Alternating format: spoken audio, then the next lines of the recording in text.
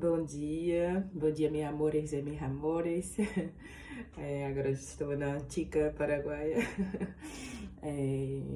Brincadeiras à parte, vou falar um pouquinho sobre o propósito de fazer medicina no Paraguai e sobre a questão de trabalhar e estudar, fazendo o curso de medicina. Algumas pessoas já entraram em contato comigo quando eu postei no Instagram um Reels, né, falando do processo de ter vindo pra cá.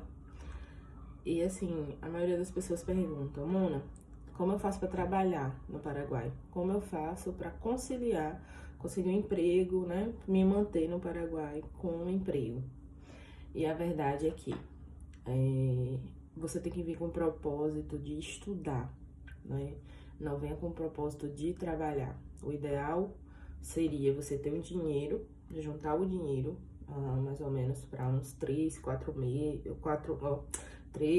anos, vamos dizer assim, não sei, uma quantidade boa, você tem uma reserva e você tenha alguém que também possa te ajudar financeiramente. Por que eu digo isso?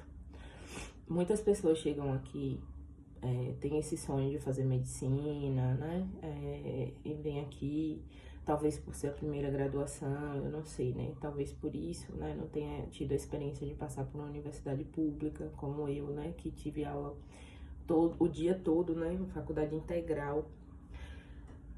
Você tem que ir de acordo com o que a faculdade propõe, né? A faculdade é que dita as regras, então dificilmente você vai ter horários livres. Agora no primeiro semestre nós temos 2 turnos livres na semana, né? No meu caso, eu tenho uma segunda-feira à tarde e uma sexta-feira à tarde, 2 turnos livres. No segundo semestre você já não vai ter turnos livres, então assim, para você conseguir emprego, você pode conseguir, mas geralmente vai ser um bico, trabalhar numa pizzaria, trabalhar ajudando, vendendo salgados, alguma coisa do tipo, ou algum trabalho que seja final de semana, porque durante a semana não dá para conciliar, a não ser que você queira perder noite. Se você perder noite, no outro dia de manhã, você já vai ter aula, né? A aula começa às 7h30, 8 horas, você precisa estar acordado. Estudar para as disciplinas, imagine aí, são disciplinas novas, quem não passou por uma graduação em saúde vai estar perdido, precisa estar revisando alguns assuntos, estudando a disciplina, estudando espanhol, tentando entender o que o professor passou em sala de aula, né? Porque vai vir as provas, então você precisa estar preparado, precisa estar organizado com isso. Então não é um processo simples, não é uma coisa fácil, não é fácil. Desde quando eu cheguei que eu não paro de estudar, eu sento e estudo todos os dias, porque é justamente isso, você tem que sentar todos os dias e revisar o que o professor deu em sala de aula, no que eu preciso melhorar, né, revisar os assuntos, estudar mais para as próximas aulas. Então é necessário sim você ter um tempo de estudo, né? E muitas pessoas que trabalham não vão ter esse tempo de estudo, acabam muitas vezes precisando repetir a disciplina. O que mais ocorre também, alguns colegas acabam repetindo o ano porque faltaram muito, tiveram que conciliar com o trabalho, perdem na disciplina, tem que estar pagando, refazendo de novo as disciplinas. Então, assim, qual o teu propósito? O teu propósito foi vir pra cá para estudar. Pensem bem antes de fazer o curso, antes de querer vir pra cá para fazer o curso. Eu tenho condições de ser sustentado por alguém? Qual a média de gasto mensal eu terei em determinado local? Então, assim, primeiro, saber quanto eu vou pagar de mensalidade do curso, qual a faculdade que eu escolhi. Segundo, mensalidade, né, o aluguel da casa. Terceiro, o mercado e o extra, que sempre você vai gastar com uma coisa ali, uma xerox, né, uma situação. Além disso, o gasto no qual você vai precisar ter para vir para cá, né, passagem, comprar os itens de uma moradia, né, se você vai dividir aluguel, você não vai, se você vai morar só. Então, assim, vem todas essas questões que você precisa estar preparado antes de vir. E com isso, você precisa também se organizar, planejar, para que você, de preferência, não precise trabalhar. E se precisar, no caso, fazer um bico, mas que não atrapalhe os seus estudos, entendeu? Então, assim, é uma dúvida recorrente das pessoas. A faculdade não tem como você se... A faculdade não vai se moldar a você. Você que precisa se moldar a faculdade. Se é uma faculdade diz assim, eu vou ter prática, como eu tenho colegas que têm prática à noite. Ah, mas eu não posso ter prática à noite, eu vou trocar, eu tenho que trocar com tal grupo.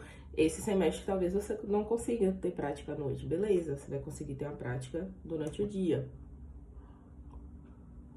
Mas no próximo semestre, talvez você não consiga, você tem que fazer a sua prática à noite, porque às vezes você não conseguiu trocar de turma e você tem uma prática à noite.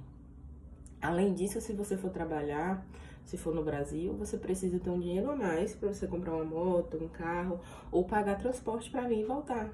Então tem que levar em conta se você vai ter condições de comprar um transporte, um meio de transporte, se você tá seguro de se locomover também, porque não é fácil passar na fronteira de moto, é muito perigoso, assim, no sentido de que é muita moto, é moto vindo, moto voltando, então tem essa questão de ser perigoso para uma pessoa inexperiente, então eu não aconselho a pessoa tá, principalmente quando não tem experiência com moto.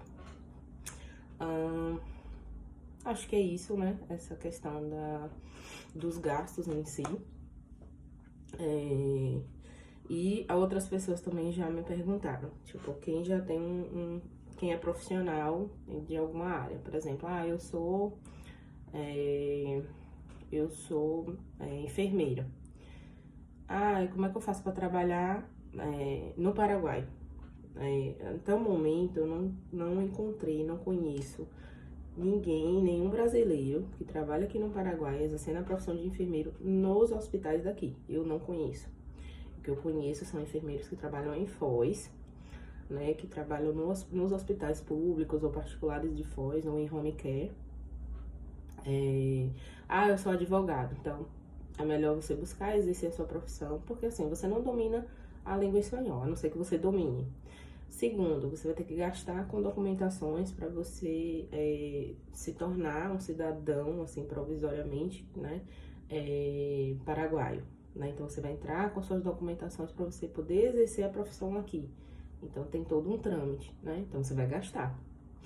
Então, assim, tem que levar em conta essas situações antes de vir para cá e ter na cabeça que eu preciso, de preferência, não precisar trabalhar, né? Eu preciso alguém que possa me manter durante esses 6 anos, né, no curso. Então, digamos que você tem uma condição boa e seus pais têm uma condição maravilhosa, tem um carro, digamos que você tem um carro. Na faculdade onde eu estudo, a mensalidade é 1.200, uma média de 1.200 no primeiro ano. Segundo ano vai para 1.300, mais ou menos isso. Aumenta a cada ano quase R$100, beleza. Se você fizer o pagamento anual, tem um desconto bom e você paga, digamos, 10 mil no ano. Então, vai que eu tenho 70, 80 mil, sei lá, 70 mil reais. Eu vendo meu carro, vendo a roça e aí eu vou pagar logo os 6 anos. Ou então eu pago um ano todo de faculdade. E aí só vai restar para pagar, só vai me restar pagar o aluguel e, né, feira, né, a feira de casa, comida. Então, tem várias situações, assim, de pessoas que pagam anualmente, né, e tem pessoas que realmente pagam mensalmente, né, anualmente você vai ter esse desconto, então vale a pena.